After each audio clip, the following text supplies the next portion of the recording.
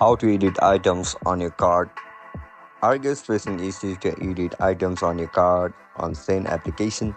If that's so, then this video might help you out. Without further ado, let's get started. First of all, open Shein application on your mobile device. Once you open the Shein app, now log in into your account with your registered email and password. As soon as you get logged in, look at the bottom of your screen where you can see this option for card.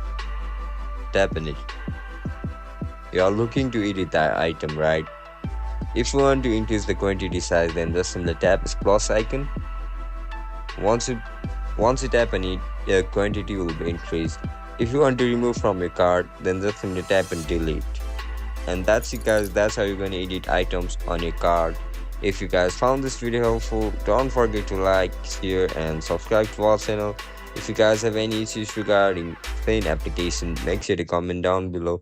And if you guys found this video helpful, don't forget to like, share and subscribe to our channel. I'll catch you up in the next one. Bye bye.